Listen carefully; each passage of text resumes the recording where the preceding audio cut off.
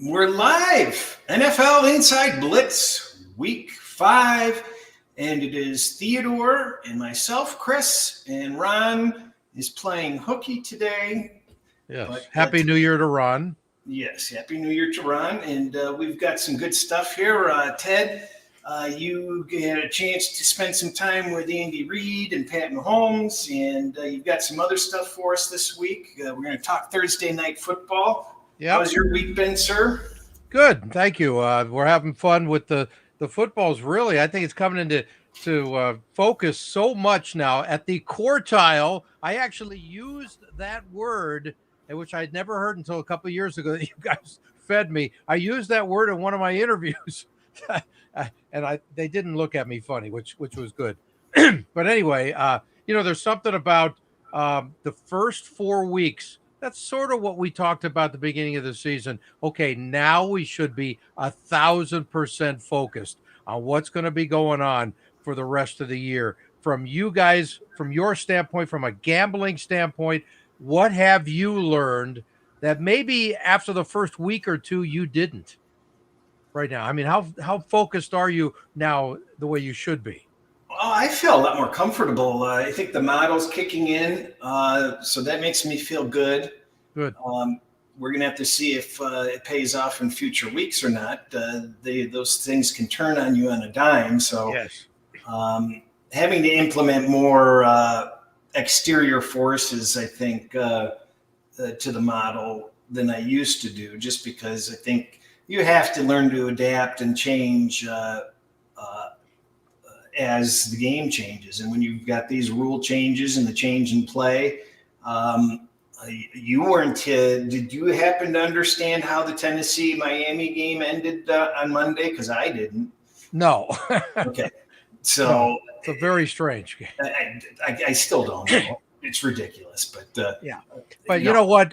Miami's ridiculous right now because they're really a hard team to figure out. They still have talent, even though obviously you're working with your backup quarterbacks. But it's getting ugly. I mean, it's hard to watch that team right now. And the weird thing is that they have one lead all season long, and it's only at the end of a game. They've never led during a game this year yet, so that's pretty weird. I think they've only scored like 45 points in 4 games. No excuses, Tua or not. Well, at least they're going to get Tua back week 8, supposedly. So maybe who knows? It's the first bye week here, so an interesting timing. It's still fairly early. What do you think about your Lions having the bye week now, coming off the win that they had? Well, I think Philadelphia definitely needed this bye week. I mentioned on Tuesday, I'm sick and tired of falling for the banana in the tailpipe. I mentioned that I had no respect for that team because they quit last year, and the model said to play them this week, and I kind of figured, or last week, and I figured that they could make it through. And boy, they just a big disappointment. And when you look back at them, I think they're like 3-8 over their last 11 games. It's really a tough game, a tough team to get behind. I still go back a couple of years, and they were a really mediocre team. And then they came out of nowhere and had that monster season. And I said, after that season, I said, wait a minute, this team was a nothing burger, and all of a sudden they vastly overachieved. Let's not forget that. And what have they done since? I mean, it's really a matter of drinking too much Kool-Aid with that team, I think. Well, I've been saying for a couple of years now, I think Sirianni is not a head coach, and he is very close to losing his gig. And it's also, they've had such a great offensive line over the last, when you have the Lane Johnsons and the Kelseys of the world, you're in a really good spot. Well, Johnson's been in and out of the lineup with injuries, and Kelsey's retired. So it's a whole new era there. And then Jalen Hurts has been just nothing special, just another guy. And I don't know if that's because of the line, but Sirianni is not long for that job, I don't think. No, I don't think so. And I think it was a perfectly timed bye week for the Chargers. They were getting very dinged up. You've got Harbaugh, the new coach that gets a chance to work with the players in a little mini reset. I would expect San Diego to come back very focused for their next game. What's the fourth team on the bye? I forget. The fourth team is Tennessee. Oh, Tennessee. Well, they definitely needed the bye, so it's a good timing for them. And I think the Lions, they would have liked to have kept on playing, but they were getting kind of dinged up. Now they've got to go through the rest of the season without any breaks, so that might hurt them. Yep. But they can resolve that issue themselves by getting the number 1 seed somehow.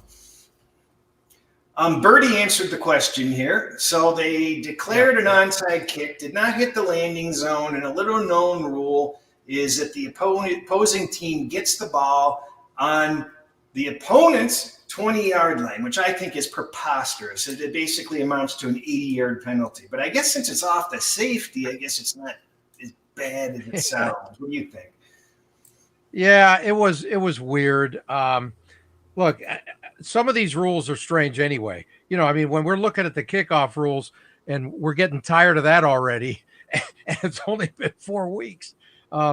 It was an ugly game. That's all I could say. And I'm having a hard time watching anything regarding Miami right now. I really am. I mean, they're just ugly team to watch. And by the way, as far as the Chargers are concerned, you called them San Diego again. So, Okay. Yeah, so you're going to be fined for that later. I should have a pat on the back. They should always be San Diego. Yeah, well, that's very true, but a separate issue, but no doubt about that. Especially, the last game to be there for, I would say it was probably 55% Kansas City fans, and the previous week it was all 49ers against the Rams. So we don't have a home team in LA anymore. What can I tell you? And thanks for the notes, everybody. Yes. We had the missed opportunity to call it a bye week for Ron. Okay, that's a good point. I love it. And by the way, as far as the Titans are concerned, the Will Levis thing, I guess they're just going to go with him the rest of the year, and then they'll make a decision: is this guy belong in the NFL or not? Because I think that's where they stand with him.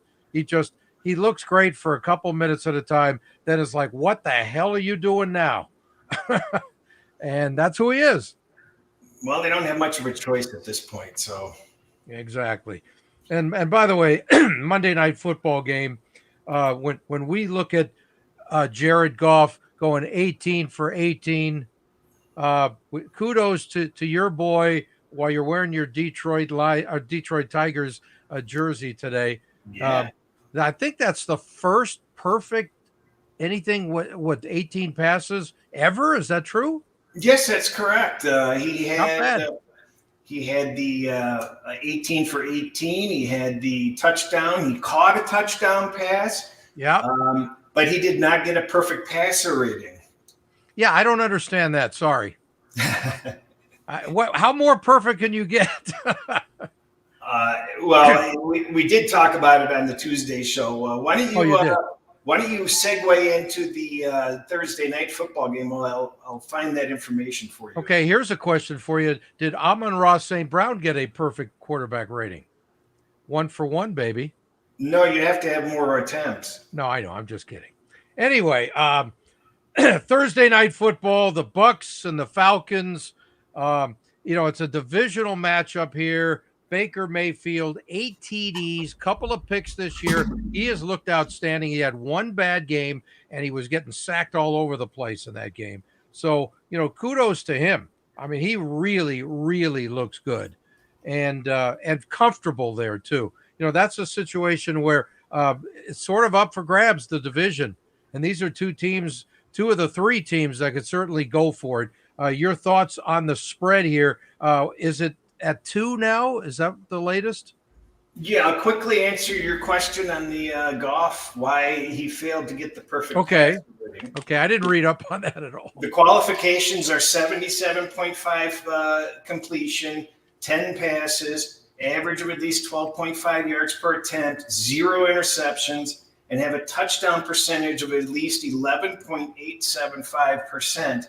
his touchdown percentage was only 11.1%. So oh, okay, gotcha. All right, that's but getting back to that, the line is boosted up. Two and a half, right? Yeah, we're up to 2.5, and okay. We know that these games are tough on the road teams on the short week. So, of course, it's a short trip too. You have to. You have to kind of factor that in a little bit. I think I agree with you. Mayfield's having a great year. I don't 70% completion. I don't understand what's going on with Atlanta. They don't seem to be able to put together the offense. There's word that the patience is running short on Cousins already. Yeah. And whatever happened to Kyle Pitts? Colin was just asking that on his show, and I got to agree.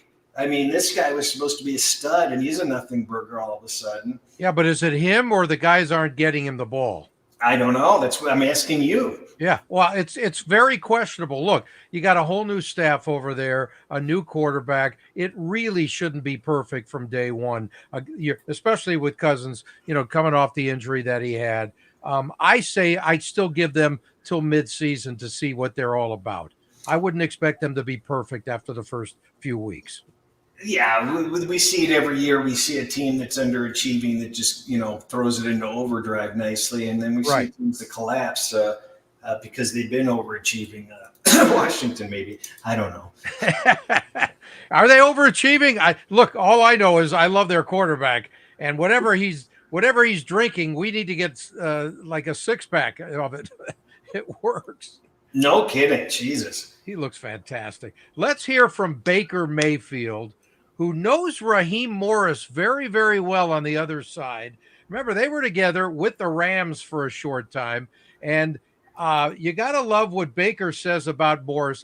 I dealt with Raheem just a little bit when he was the DC here in L.A., and great guy. And I'm sure he won over the Atlanta Falcons back when he's been there before, but to win them over for this job. Let's hear from Baker about Raheem.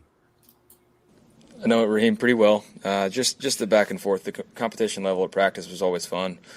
Just knowing him and the type of guy he is, he brings the energy every single day, and he tries to instill the confidence within his own guys and to allow them to be, the best they can be. And so he's a fun guy to play for and be around. And I understand why these guys enjoy playing for him. You can see it on tape. It's such a long season, but it's a primetime game. It's a divisional game. It's a game against a team that a lot of people thought were going to be in first place in the NFC South. But right now that belongs to you guys. Just how, excited do you get for a game like that, or do you really just try to treat it like any other? I mean, you try and treat any game the same, but, the weight that it carries when you play divisional opponents. And just the opportunity on a short week playing against somebody on the road, it's a great opportunity for us to continue to build what we've had so far. But, I think back at last year. Every year is different, but think back at last year, we were 3-1 at this point too. Now I wouldn't say that we operated as clean and we knew our identity, but right now, don't take anything for granted. Just because you start 3-1, like you said, it's a long year. Got to continue to improve and just build as the year goes on. Well, you got to love their start anyway, and that's very, very important to do what they're doing. I just think they're going to be a legitimate contender for the rest of the season. In the meantime, playing the Falcons and Coach Raheem Morris, he remembers very well when Baker showed up with the Rams. Remember that? 48 hours before game time, they signed him. He went out. He didn't know anybody on the team. He didn't know anything what was going on, and he won the game. And Raheem Morris remembers it well. It was unbelievable. We got Baker Mayfield. He came in. We had a Thursday night game. I believe it was the Raiders. He walked into the building. He got the game plan from Z-Rob. Z-Rob walked him through, told him the offense. He took all the things, this is like, that is like, here's what we're going to do, similar to what you've done in the past. We went to work and we were able to operate. We somehow got a 2-minute game plan in for him. He had a walkthrough. He had a light practice, and he went out there and he won a football game. And we all had a lot of fun. He breathed life into our organization because that was the year we were going through a rough time then, losing our quarterback. What word about him in that situation that you kind of can use to prepare this team now? It was like, I know Baker is, right? But what I can do to use to prepare him is tell him exactly who he is. He's a tough guy that's going to go out there and compete at a very high level. And you got to know that going into all these games, right? We're talking about a guy that's been through the ups and downs of it all, right? Being a number 1 overall pick, really making Cleveland relevant, kind of becoming a castaway when he got hurt, when he played through an injury for a whole year with the surgery injury, and then having the ability to come back and find his legging back with us with the Rams till he go to the now Tampa Bay Buccaneers and becoming a divisional champion. So, like, for us going to play against him, a tough competitor that's ready to deal at all times and will not be fearful of anything is something that you can tell you guys. Never get tired of talking about Baker Mayfield being one of the top handful of stories ever in the history of sports, because people don't give him credit because he did some stupid things in college and whatever. A 2-time walk-on that ends up the number 1 pick in the NFL. That is a story. If you wrote it in a movie, they'd say it's too stupid. I don't want to watch it. I mean, it's amazing because at the time, I think, at least speaking for myself, I know myself and many others got sick and tired of hearing his name, and it was just, please, just go away. Are you talking about with all of his commercials and stuff? No, I think he was just, he was overhyped, and he was overhyped. And he's not he shouldn't have been number 1 overall pick. But you know what? He did a fine job in Cleveland until he got hurt. Well, and then he kind of won me over because I agree with what we've heard is he's always played hard, and he has grown into that role at Tampa Bay just beautifully. I mean, that's a perfect spot for him. If I was a Tampa Bay fan, I'd be really happy he's absolutely picked him up the way they did. Yeah, Baker's 2-0 lifetime against Kirk Cousins, so we'll see how long that goes on. But and the Bucs have some guys out today, though, too. They don't have safety Antoine Winfield; he's gone, so that's good news for Cousins. I would think that there might be a pretty good run game tonight for Atlanta. We'll see if they could dominate on the ground for that. You got 2 guys on one on the O line and one on the D line out for the Bucs too. So. Short week, that's what happens. What can I say, right? I'm just trying to catch up on comments here. Yeah, well, I'm hoping that there's a lot of running. I kind of lean toward the under in the game. Yeah, that makes sense. The number is what is the number on that? 43.5? 44 now. 44, okay. Just blipped up since we've been on air. Well, look at that. I love the updated stuff. Anyway, I don't have a pick for that game at all because that division. It's always within a field goal, and it's either way. Who knows? You just take the points and hope. Well, I'm gonna be on the. I'm gonna fall for the banana in the tailpipe and take the road team on a Thursday night. So. Okay. I just think Tampa Bay is a better team, and I like them more in the teaser roll up to 12.5 or 12.5. Okay. I do have some straight up on it, but 2.5 short. So we'll just have to see, and then a little bit on the under. Okay. Of course, we have our first game coming up in London on Sunday, early Sunday morning. The Jets and the Vikings. You got. It's going to be a fascinating game just to see how Aaron Rodgers does, coming off a mediocre at best performance, and he's got himself a little bit of a sore knee. So we'll see. At his age, he's going to be 41. I think it's in December. So, he's not going backwards. So we'll see how he heals up in time for this game. But Sam Darnold, all world, baby. He's doing it all. Brian Flores, the defense against Aaron Rodgers. That's an interesting matchup in itself. I'd give anything to feel 41 again. I don't remember 51, but that's okay. 2.5 is the spread in this game. What do you think? I think it's going to be I'm glad this is a standout. This is like a perfect Sunday morning game that's either going to start the day off on the right track or just make you nauseous before the main slate even starts. So those games are tough. And then the way that I'm working those Sunday mornings, there's still a lot of moving parts. So you can't really pay attention to the entire game. So you're kind of just, looking out of the corner of your eye, and then there's always these instances of how the hell did that happen? Wait a minute, weren't they over there? And wasn't the score this? And but we'll have to see. It's supposed to be some shoddy weather. They've got a half open roof there, so right.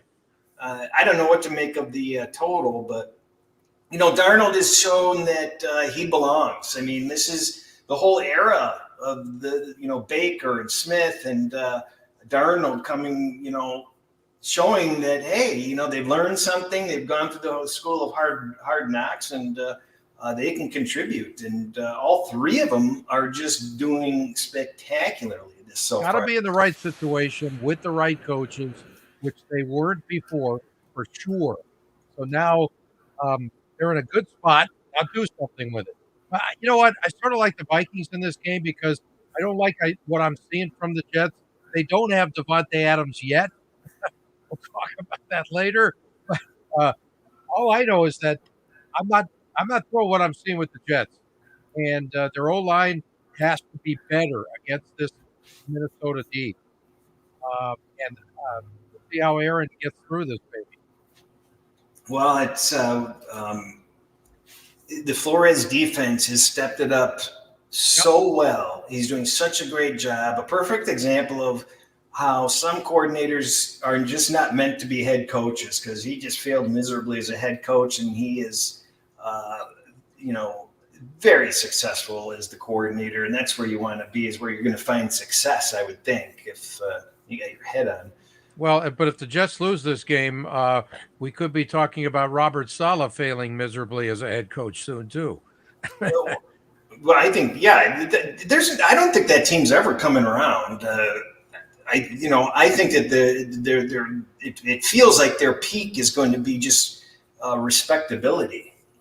Do you think that they can become any better than respectable? Well, I think it's going to be fascinating if they get Devontae Adams, because that's going to give them. That's going to open up their offensive options like very few teams.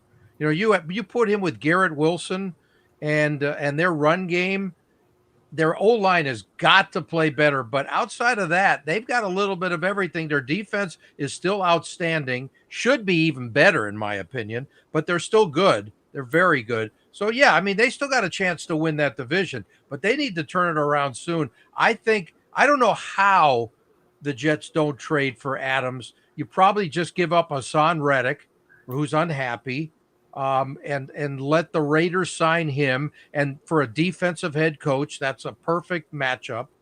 With draft picks or whatever they're going to do. But otherwise, I guess Adams really goes to his old buddy Derek Carr in New Orleans again, right? I mean, those are the two main options you're looking at here. Yeah, but and I have a feeling that the Raiders are in a good bargaining position in these situations. So that's probably one of the issues. I know the Jets have some cap issues that they need to work around, and the Lions are have plenty of cap space. There's talk that he could go to the Lions. I'm not. I would be a little bit surprised about that, because I just think other teams are more desperate for him, and they'll give the better deal. That's my guess. But again, I think it's been the Jets. Thank you, Cris. I think it's a standout, obvious situation with New York. But hey, who knows? That organization has done the dumbest things for decades and decades. So until it happens, talk is cheap, baby. But I just can't wait to see this game, because I want to see what Rodgers does against the Brian Flores defense. And one of the other things that we need to look at from this past week is what the Raiders are all about now. I mean, are they a decent team? You're in Vegas. I'm wondering, is the overall air about this club right now? Is it sort of, 500 is about the best we could do, or are there realistic hopes that they can do anything this year? Because I just don't trust them. I don't know, because I don't watch any local TV. I don't have my roots originally from here. No, I know. I don't. I mean, I think the city has embraced the Raiders. Don't get me wrong, but you can't really own them because they've got such a rich history elsewhere. So it just feels like they're sort of like a Nevada, California team, not just a Nevada team. If that makes sense. Well, that's always going to be that way because their base is here and up in Oakland. So, what are you going to do? It's like the Chargers base will always be San Diego until we're long dead. And then, if they could build a base here, good luck. But I won't be around, so I really don't care, to be honest with you. That's not my problem. I mean, if these political ads would just one of those clowns just, guarantee that the Redskins will go back to being the Redskins, the Indians will go back to being the Indians, the Chargers will go back to San Diego, it'd be a landslide. Well, that's an easy thing to say. That'll be your next career. You'll be running campaigns. I love that. I think the Vikings have too much going on. It is a perfect flat spot for the Vikings. The Jets, off a miserable loss and being ridiculed and embarrassed, it's definitely typically you see the situation reverse itself for each team. I think the Vikings are the real deal, and I think they have every reason in the world to show up. And I think that they can put the pressure on Rodgers, and unless Rodgers speeds up the game, it's going to be difficult on the Jets to score. Yep. I would take the Vikings here, and whatever happens, happens. It's a neutral field. If you can squeeze some points out of them, I still think the Jets are a little bit overhyped, and you're getting some value. That's the way I see it. So, Ted, you've got to put your pension check on the Bears, and you got to lay 4 points. How you feeling? I'm feeling that I need another pension check is how I'm feeling. You got 2 of them I can borrow. I don't know about the Bears. I want to see a lot more from them offensively. Caleb is better, but he's not great. I don't think their head coach is right for this situation. I think they need somebody else that is more of an offensive guru type that's going to get the most out of this kid because, we're still looking at Jim McMahon as the last really good quarterback for them. That's too many hundreds of years ago. They have the worst history your Lions have an incredible history next to them. What about Rex Grossman? Didn't he play there? Yeah, he did. Okay. Yes, he did. He got them to a Super Bowl. That was probably the worst starting quarterback in the history of the Super Bowl. Jesus. So when you think about that, right? But no, I don't trust the Bears. With my pension check, I don't even want to. I don't even want to give them $1 on this one. No, thank you. Well, your thoughts on the Bears? You got to feel for the Panthers because they just every week they're getting decimated. I mean, they're losing more players, and you can't overcome the volume of injuries that they're having. That's the issue. So, I mean, I really feel like this game's a layup opportunity for Caleb and the Bears to win and get a decent win. But right. Obviously, the Red Rifle can, he can still shoot sometimes. And yes, he can. The Bears defense is okay. And it seems to get better later in games too, if I'm not mistaken. Yeah. Here's a question though. From a Vegas standpoint, is the line a little low than you might think? Does it fit your numbers or no? The line is too low, yeah, by my numbers, and by a lot of other people's numbers too, and that's creating a group nausea amongst the betting community. Okay, but is there a reason they did that? Because they too don't trust the Chicago offense. I don't know. I'm asking you because you're Las Vegas Cris. I'm just LA Ted. I don't know. I don't want to guess. It's the market decides. No, so, I know. Has it moved at all? It was down to. I actually found a 3. Really? Wow, that's surprising. Well, I had to pay for it. It was I Okay. laid minus 120 or 120. Okay, but that's still pretty low for the against Carolina. Yeah. I mean, Carolina, you think would be close to a touchdown dog against almost anybody, Well, except for the Red Rifle. there you can go with the pension check. So you No, can lay 3.5 right now, or you can lay less than $2 on the money line. What is the money? Oh, the money line's under 2? I assume it is. I'm checking now. Okay. I have zero interest in that game. As a matter of fact, if you ever find out that I'm watching even a couple of minutes of it, you need to send somebody over here to smack me. I see 185. That's not entirely unreasonable. No, I have zero interest in the game. So this Baltimore really steamrolled Buffalo. Yes. What do they do against Cincinnati? Cincinnati's finally getting their act together. And as Birdie, who's in our chat so often, pointed out to me privately, if you like the Bengals, maybe the best move on this is not take the points, take Cincinnati to win the division plus 350 or better. Certainly worth a taste of it, I think. That's a very good look. All I know is Derrick Henry looked like he was 25 years old again in the last game. He just was spectacular. How long can that last? He reminds me of Forrest Whitaker in Fast Times at Ridgemont High. It's just boom. I mean, he really was. He was the player of the week in the league. There's just something about the fact that he looks rejuvenated. But again, how long can that body hold up? Even though he's Godzilla out there, you just run over you and he's laughing.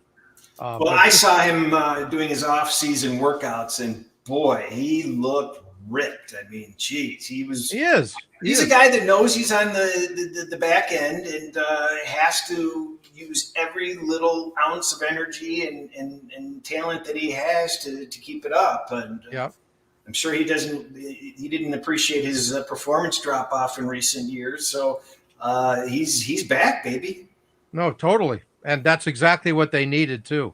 But my question is Cincinnati back? And I don't think so, because I just think they have too many issues on offense right now. You have a disgruntled number one receiver. The O-line is not living up to what they need to for Joe Burrow, who I absolutely love. If you ever watch this show, he's the top couple guys for me in the league. But, it's got to be right, and they don't look right. So I don't know. And their defense is nothing special. Well, the defense is really where the problem is, Ted. They might get Hendrickson back and somebody else, and that will make a difference. But if those guys, I'm just trying to scroll for the latest injury updates. But it's all on defense, because I kind of beg to differ a little bit with you on the offense. I think their offense is okay. They're not scoring a lot of points, though. Yeah, it was like you in high school, right? Always. There's still some underachieving issue with them. Yeah, they look out of sync to me. Their offense. They don't look awful, but they have to be really, really good. And that division is stacked. So I just think they have to prove that they're just better than mediocre right now. Keep babbling. I'm just checking here. No problem. The spread is it still 2.5 in that game? Ravens Bengals? Yeah, it's 2.5, and money line on Baltimore was about 127. I see. That's really okay. 50 on the OUs on the totals. 49. That seems low, doesn't it? Well, that dropped. I think it's opened at over 50. Maybe they're looking at that great Bengals D. I don't know. I show it open 48 someplace. Totals are coming down now, Ted, because people aren't scoring as much. No, I know. Absolutely. No doubt about it. The other game with the Bills coming off their tough game against Baltimore, and that one is in the, what is that, about 48 on the OUs in that game at Buffalo at Houston? That is 47 and a half. Oh, okay.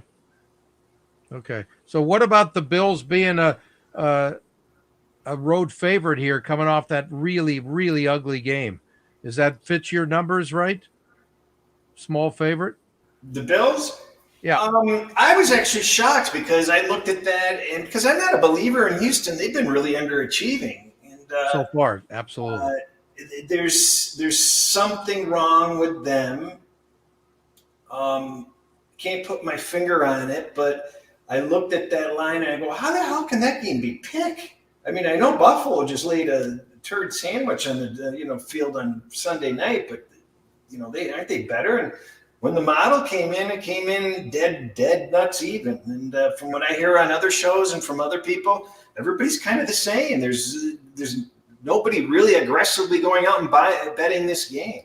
Well, Josh Allen's coming off his worst game of the year, and not all his fault either. He was sacked 3 times and hit 8 more times against that Baltimore D, and he was running for his life all night long. So probably not the same against Houston, but they're going to have to give him a lot more time than they did last week for sure. It's interesting that somebody's got to lose this game. It's but I think Houston's 2-2, aren't they? Yes. Okay, so Buffalo's 3-1, probably. Yes.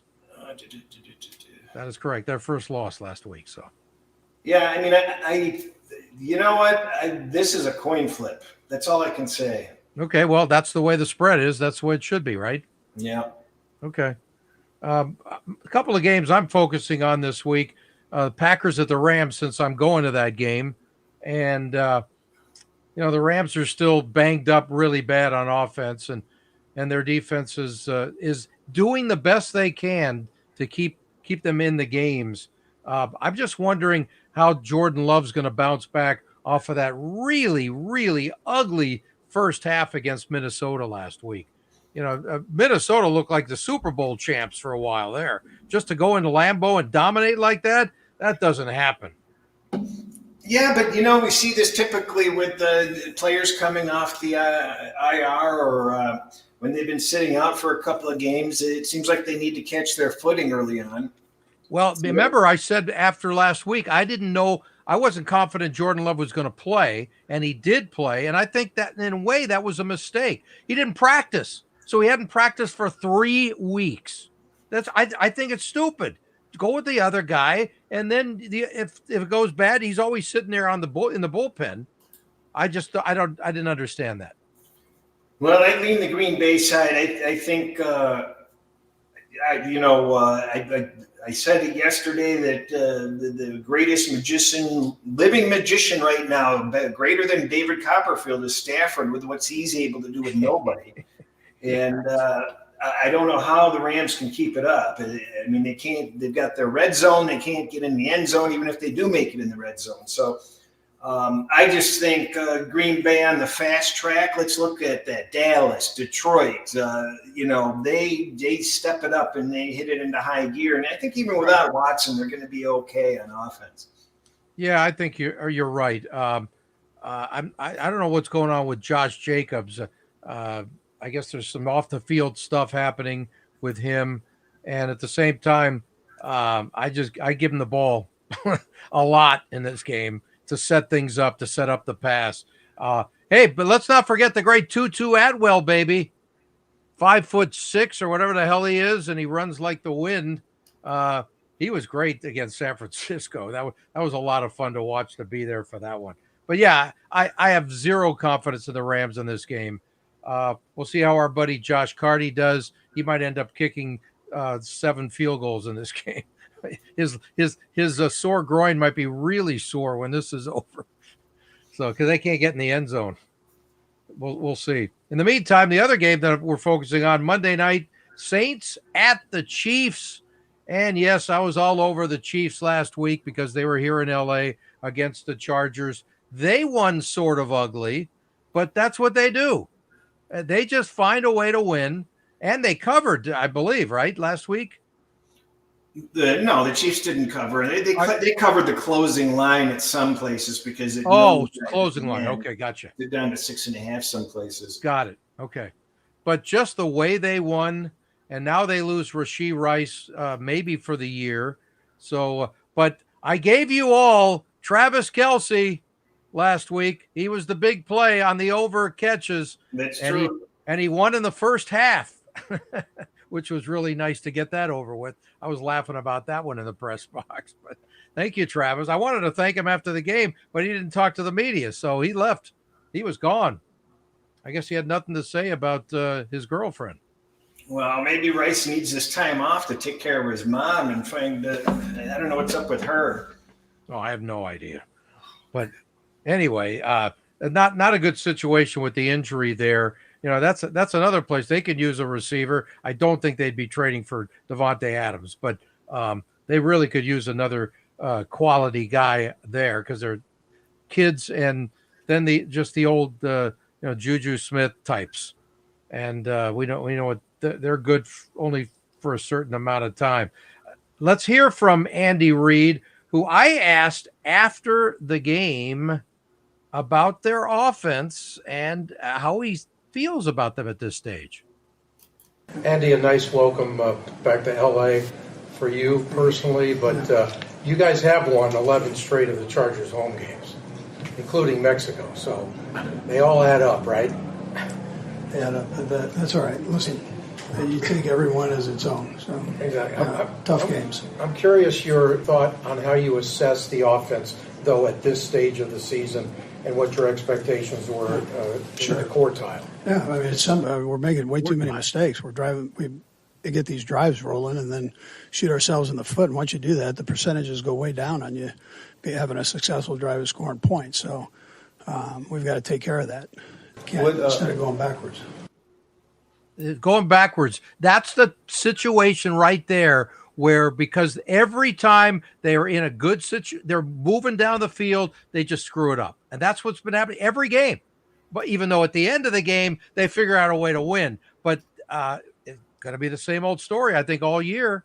Why would it be any different? And you lose one of your key guys, too, Yeah, it's going to be interesting. I'm kind of surprised that the line is where it is. I think it's another reason I feel good about the season is where we're sitting at this point. To your question at the start of the show, is I predicted this line move perfectly. I said, "Oh, you did." It's going to go up to 6. It's going to come down. It's going to go back up to 6. Did it open at 5? Pardon? Did it open at 5? Let's see. I thought I saw 5. 4.5, actually. Oh, really? Wow. Okay. So did you get in early and just for the value? No. I like the other side in this game. Okay. So you're just waiting. Because I think too many people like New Orleans. Okay. But the line's not moving down. Okay. All right. Let's hear from Patrick Mahomes, who, by the way, people, you need to know, he is the real deal as a person. Okay. And that's, I like bringing that up if I get any interactions. The only other time I ever spoke with Patrick one-on-one was that Monday night game. Remember the game where the Mexico game was canceled and they came to LA and it was a 100-point game. It was like 53-51 or something, that crazy game. And I ran into him in his locker after the game by accident in the old Coliseum.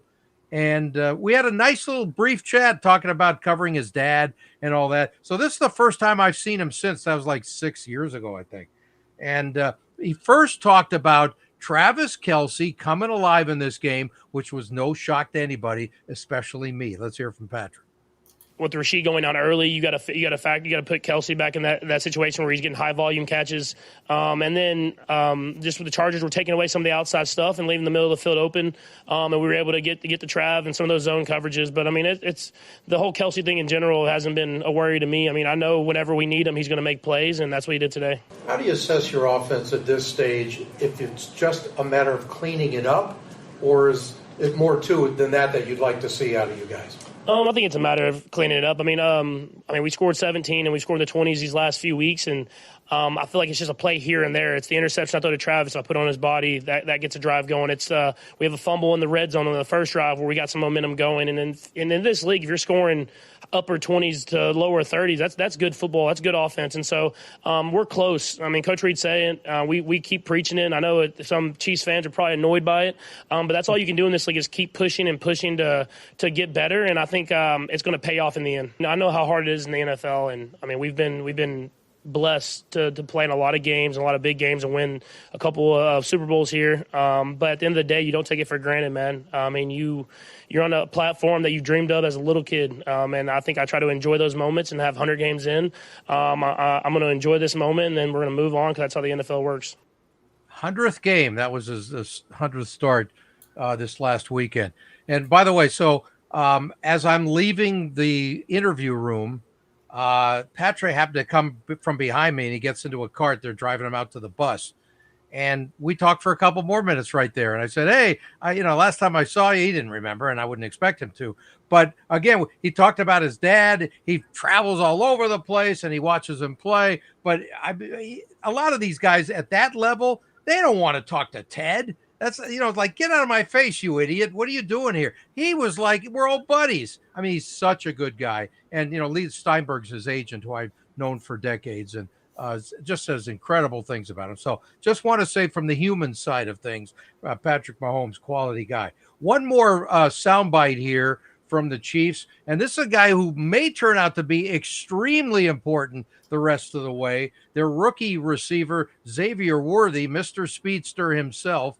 And I had a chance to ask him about making some big plays in this game. And certainly he was thrilled to come back to – he's not from L.A., he's from Fresno, but thrilled to do something in his home state. Go ahead.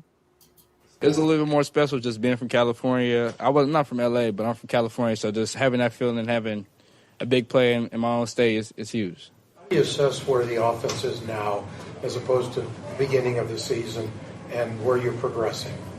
I'm just going to keep growing. A rookie, learning my role, learning where I fit in the scheme. So just going to keep growing in this offense.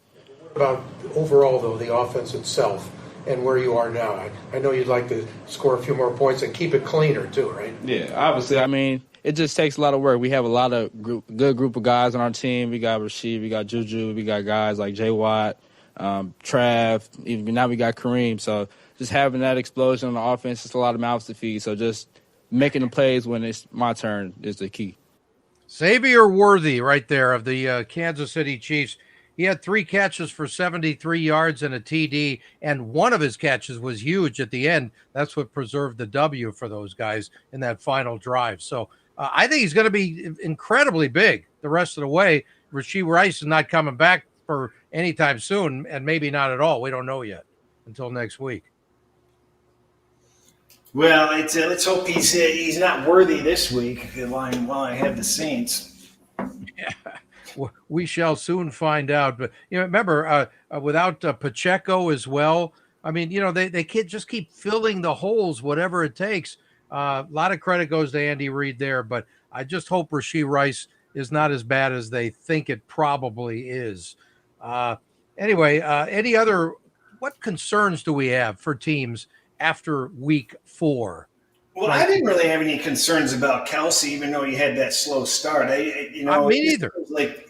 I think, as Pat said, you can work him into the lineup anytime he wants, and he's going to be there. So that's the way I kind of interpreted those early games. One of the reasons I played that soundbite on him talking about Kelce was because of the situation with the Chargers, their injuries. Bosa was out, and they had their suspended linebacker out. That I thought would create an opening in the middle of the field. That's not the guy you want open in the middle of the field, and you're going to find him every time you need him, and that's exactly what happened in the first half of that game. So anyway, good win for Kansas City, and good time for the bye for the Chargers. Commanders 3-1 start. Is Daniels the real deal? We don't know. It's too early, but you know what? He looks spectacular. Well, you may or may not have heard this. It was talked about yesterday. No. Washington has more scoring drives this season than he has incompletions. Wow. 23-19. So very nice stat. My belief on this Washington is that they've got to come down at some point, obviously. But the team's having fun and they're on a roll, and you don't step in front of a bus, Right. And I believe that they're playing so well that they could still win with a decent sized drop off in performance. So that's why I wouldn't want to be going against Washington right now. If I like the other side, if I like the Browns, who look like they're going to get healthier this week. I'm still waiting for final word on JUCO and one other guy. That's going to help Cleveland out. And then we've got another one of those situations of as bad as you could possibly look, facing as good as playing as well as you can possibly look. Right. By the way, thanks to Dan putting up, he said Rice just went on IR, which is actually great news for the Chiefs because I thought they might just say he's done for the year. IR is wonderful. It's like, okay, well, maybe there's a chance he's coming back, right? So anyway, that's excellent news so far for the Chiefs. But no panic meter yet on your radar there, Cris? Panic meter? Yeah, for any specific teams at this point. I always try to focus on the positive, and what a guy. Minnesota and Washington are a breath of fresh air. Even Pittsburgh doing as well as they're doing. It's kind of hard to stomach that Thursday or the Sunday night game where Dallas is almost a field goal underdog. But right. Without Lawrence and Parsons and Cooks. And Cook. And Cook was out, yeah. What do they have? I mean, the line might be short. Yeah, I think you're right. Look, the Cowboys are just a team right now. They could be America's team, but they're just a team. They're a 500 team. Yeah, I used to joke with one of the guys I worked with at Sports USA that every year they would be 8-8, right, until Mike McCarthy era. And I said, well, now that there's 17 games, so they'll probably be 8-8-1. That's who they are. Yeah, that's hilarious. Anyway, I don't know. McCarthy is 0-4 lifetime against Pittsburgh too. He's never, whether it's the Packers or whoever, he hasn't done anything. Of course, he hasn't always had to face Justin Fields, who is fitting in nicely so far. I know he's doing the job. He's not turning it over, and they're just playing smart. And you got to give them a ton of credit. It's Arthur Smith. That combination there is working out beautifully. I'm not going to have a bet on this game, I don't think. But for some reason, it's not going to surprise me to see Arizona show up. I'm disappointed in them if there is a team that sticks out. And San Francisco's not showing up as high in my model as they are in other people's power rankings. So is that number still over a touchdown in that game? No, you can lay a touchdown or you can take 7.5. I would take 7.5. I wouldn't touch laying the points because how can you trust San Francisco right now? They're not at full strength, and Purdy's having a career year. I mean, he's doing Purdy's fine, well. but they're not putting up a ton of points. No, they're not. But this Arizona's got to do something sometime. I mean, it's a divisional game. I fully expect them to keep it within a touchdown, and they'll probably lose by 30 after I say that. But Kyler Murray's playing okay. They're not overall. The team's not playing great, but he has come on, and as long as he stays healthy and doesn't do stupid stuff out there, he'll be fine. He likes the Steelers on the money line, Cris. Yeah, I don't see a problem with that. I think I don't know. I wouldn't want your pension on that. Your pension check on Dallas. You obviously know I don't have a great pension. I wish it was better. What can I say? And one more game I want to look at is the Browns at the Commanders, and the Jaden Daniels factor. Terry McLaurin had 10 targets last week. I mean, that connection right there is probably the most underthought of and underappreciated connection in the league right now. I love Terry McLaurin. Yeah, and I haven't seen much of it. I did have Washington against Cincinnati the week before, and I still didn't. I still watched without sound through a window while I was doing other work, and So I didn't really grasp that connection. So I'm glad that you mentioned that. Bring that up. Yeah, and I think I saw that Deshaun Watson is not playing this week. Is that correct? Deshaun? No, I think he's playing. I thought I heard he was not playing. Maybe I got it wrong this morning. I thought I saw it just like at the crawl at the bottom of the No, screen. there would be some parades you would have heard about in Cleveland area. It's as far as I know, he's playing. And, okay. Austin Eckler might return from a concussion for the football team, as we still love calling them. Is that game still 3.5, or did it ever go to 3? It is. It's more 3 than 3.5. It is point. Okay. Yeah. I would lay the 3 in this game. Okay, I'll do it then. Okay, you got. I talked to you. That was easy. Yeah, talk me into it. I don't trust the Browns, and their defense should be a solid thing there. With the Garrett running the show, but I don't know. I just think I like what Washington's doing. Just keep, as long as I'm not laying over a field goal, I'm good. And thank you, Cris, as Watson is playing. That's another reason I like Washington. I don't want to be laying over a field goal with anybody at this point. I try to avoid it if I can. Ron likes the Brownies, but yes, because they're a dog. And he likes the dogs, and I get it. And I tend to like the dogs too, but not in this case. I'll take Washington. At 3, nothing more. That's all I got, Theodore. Okay, well, I'm done too. I'm looking forward to next week.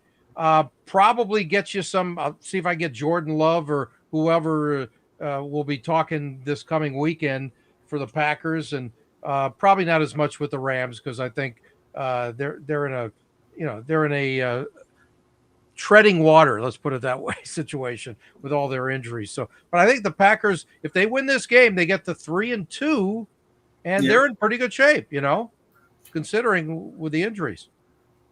And they've got to. I mean, this is a what do you call it? This is one of those games where they have to win it. I mean, they really do. It's a game that they should win, and I honestly think that they will. I do too. Picture Green Bay on all those inside turfs. They just come out firing, and they know they have no room for error at this point. So even though it's still early, but I like the fact that Jordan Love's practice was actually okay. He got it in a game. And he came on in the second half in the last game, so now he could just go on and play. Hopefully, he stays healthy. And I want to thank all the comments out there, everybody. Appreciate it. Look forward to week number 6. It just keeps flying along, baby. I'm going to predict that every team in the NFC North is over 500 on Monday. Okay. That's a good prediction. Let's see if we get that. At least we know Detroit can't fall backwards. That's for sure. No, quit picking on them. Good shirt, boy. Go Tigers. Go Tigers. Cheers, everybody. Hey, guys. Have a great week.